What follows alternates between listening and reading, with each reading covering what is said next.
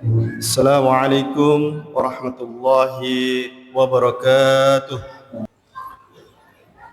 Alhamdulillahi wa kafa, wassalatu wassalamu ala rasulihil mustafa wa ala alihi wa ashabihi wa man ihtada.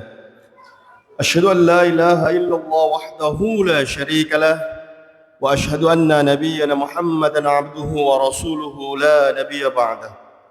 Allahumma salli wa sallim wa barik ala nabiyyina Muhammad wa ala alihi wa ashabihi wa man tabi'ahu bi ihsanin ila yaumiddin.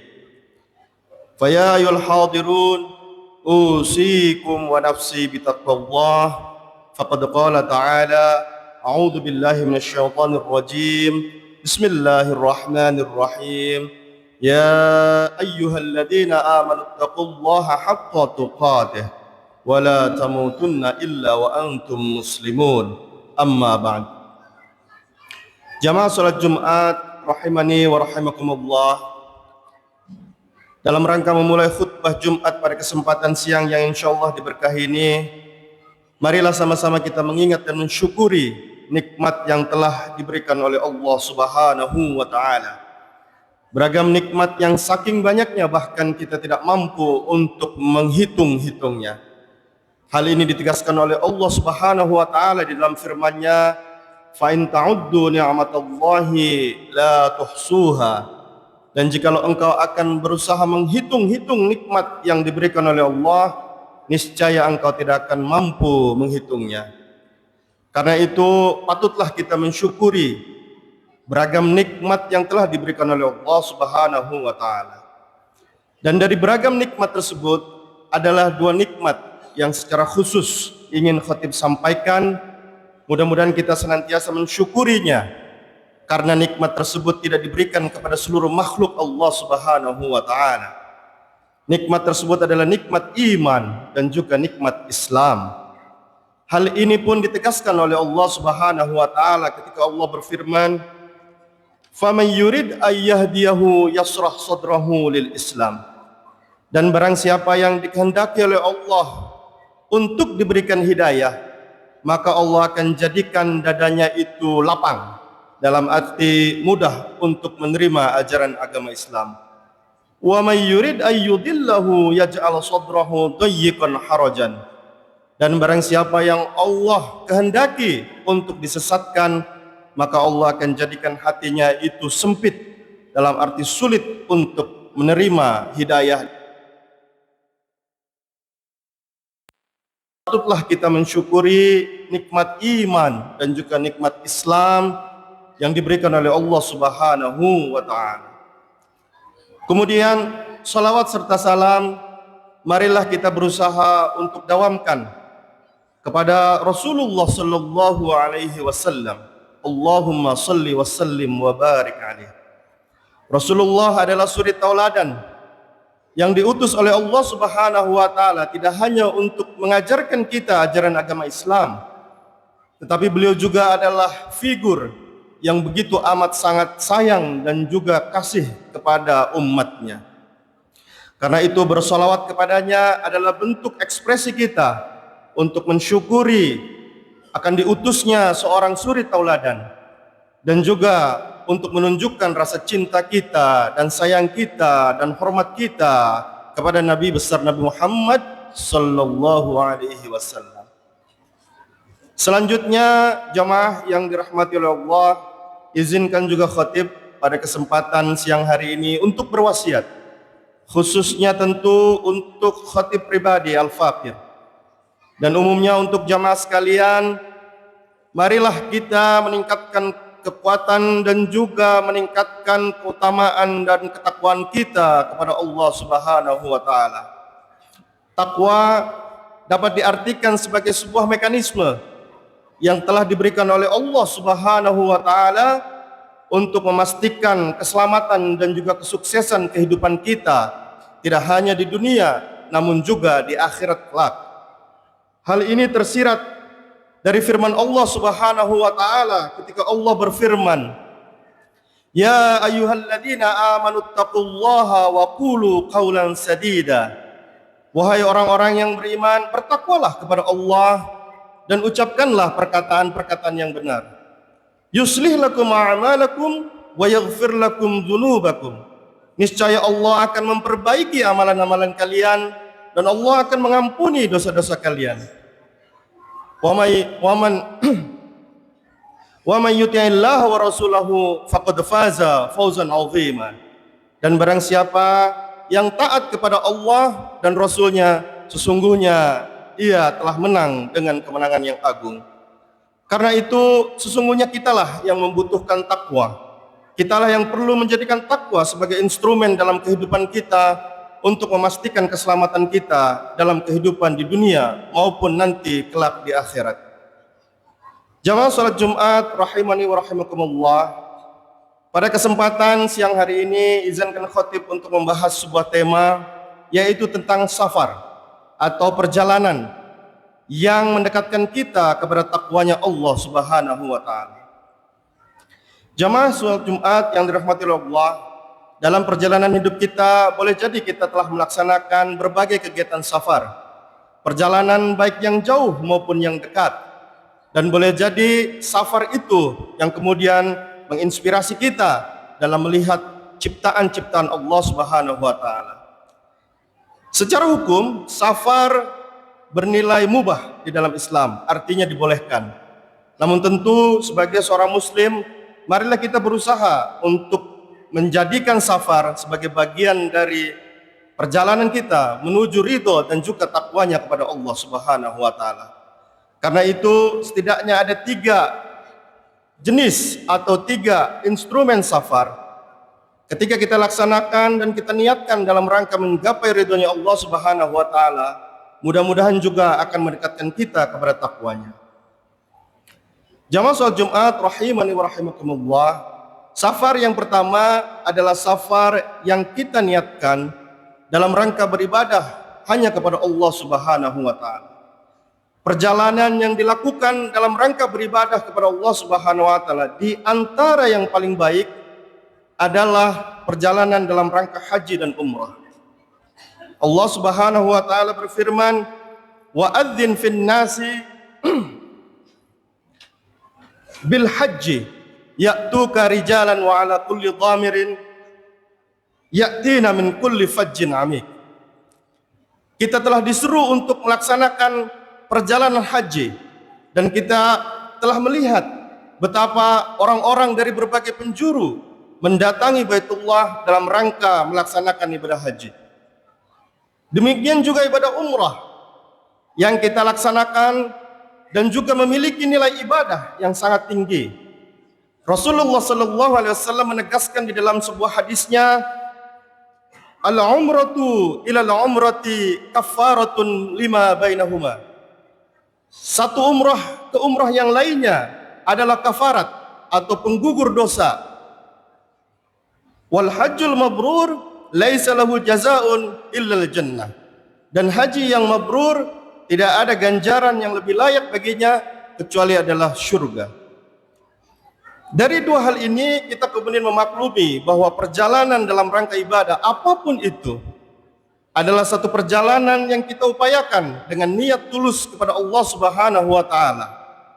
Dan harapannya kemudian dapat mendekatkan diri kita kepada ridhonya Allah Subhanahu wa taala dan meningkatkan ketakwaan kita kepada Allah Subhanahu wa taala. Haji dan umrah adalah 2 di antara perjalanan tersebut. Semoga kemudian kita dimampukan untuk melaksanakannya. Namun jikalau kita belum dapat melaksanakannya, maka tentu segala bentuk perjalanan yang kita niatkan dalam rangka ibadah, mudah-mudahan juga kemudian menjadi bagian dari upaya kita untuk menggapai ridho dari Allah Subhanahu wa taala. Maka perjalanan yang didasari dengan niat ibadah tidak semata-mata kemudian hanya kita maknai sebagai perjalanan dalam arti fisik, tetapi perjalanan dalam arti spiritual. Ketika kita meniatkan dan menggerakkan apa potensi yang telah diberikan oleh Allah Subhanahu wa taala dengan tujuan, dengan niat hanya beribadah kepadanya. Jamaah salat rahimani wa rahimakumullah. Perjalanan yang kedua adalah perjalanan dalam rangka silaturahim dan dalam rangka birrul walidain. Boleh jadi pintu-pintu keridhaan Allah tidak terletak pada jarak yang jauh dalam sebuah perjalanan. Boleh jadi pintu-pintu keridhaannya justru terletak di dalam perjalanan-perjalanan pendek ketika kita mengunjungi orang tua kita. Orang tua yang menantikan kita, menantikan untuk kita silaturahim kepadanya. Dapat kemudian kita niatkan dalam rangka juga beribadah kepada Allah Subhanahu wa taala, dan semoga juga kemudian dapat membukakan pintu keridhaannya Allah Subhanahu wa taala. Allah berfirman, dalam firman Allah, Allah menegaskan pentingnya untuk melakukan birrul walidain. Wa qadha rabbuka alla ta'budu illa iyyahu. Dan Allah telah menetapkan supaya kalian tidak beribadah kecuali hanya kepadanya. Wabil walidaini ihsana. Dan kepada kedua orang tua hendaklah kita berbuat baik. Maka marilah kita juga berupaya untuk mengagendakan melakukan perjalanan dalam rangka birrul walidain. Sebuah perjalanan yang kita niatkan hanya semata-mata karena ibadah kepada Allah dan dalam rangka membuka pintu-pintu keridhaannya. Tentu kepada kita yang mungkin boleh jadi tidak lagi dikaruniai kepada orang tua yang masih hidup, kita dapat menggantikannya dengan bersilaturahmi kepada saudara-saudara kita, kepada teman-teman kita, kepada mereka yang bahkan mungkin boleh jadi membutuhkan uluran tangan mereka. Maka dengan niat perjalanan yang kita lakukan dengan silaturahmi tersebut, mudah-mudahan Allah juga membukakan pintu keridhaannya dan kemudian meningkatkan ketakwaan kita kepada Allah Subhanahu wa taala. Jamaah salat Jumat rahimani wa rahimakumullah. Jenis perjalanan yang ketiga adalah perjalanan dalam rangka menuntut ilmu. Rasulullah sallallahu alaihi wasallam bersabda di dalam sebuah hadis sahih, "Man salaka tariqan yaltamisu fihi ilman, sahhalallahu lahu tariqan ilal jannah."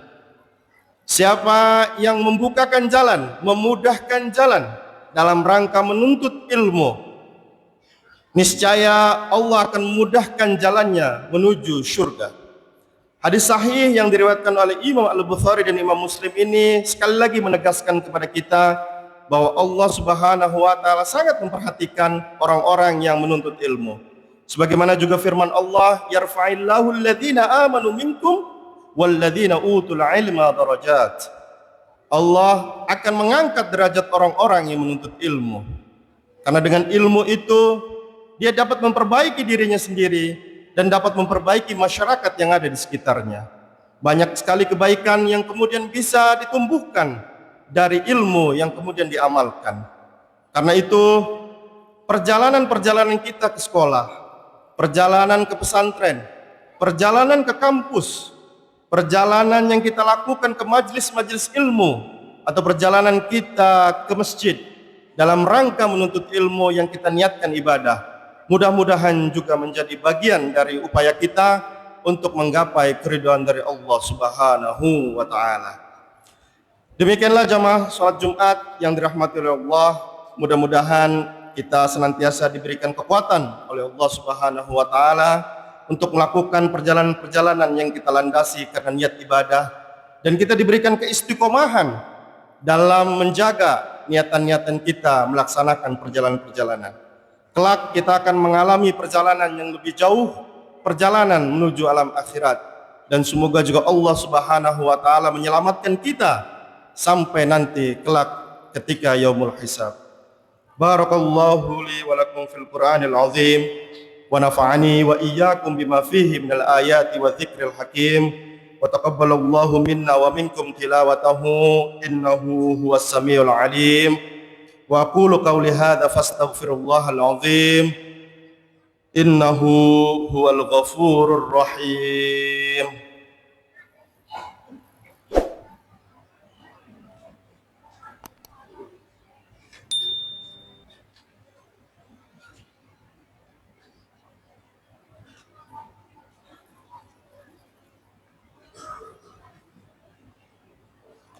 Alhamdulillahi Rabbil Alamin. Alhamdulillahilladzi hadana lihada wa ma kunna linahtadiya laula an hadana Allah. Ashhadu an la ilaha illallah wahdahu la syarika lah wa ashhadu anna sayyidana Muhammadan abduhu wa rasuluhu la nabiyya ba'dah. Ashhadu an la ilaha illallah wahdahu la syarika lah wa ashhadu anna nabiyyana Muhammadan abduhu wa rasuluhu la nabiyya ba'dah. Allahumma salli wa sallim wa barik ala nabiyyina Muhammad wa ala alihi wa ashabihi ajma'in. Wa qala ta'ala, a'udzu billahi minasyaitonir rajim. Bismillahirrahmanirrahim. Ya ayyuhalladzina amanu taqullaha haqqa tuqatih wa la tamutunna illa wa antum muslimun. Shadaqallahul azim.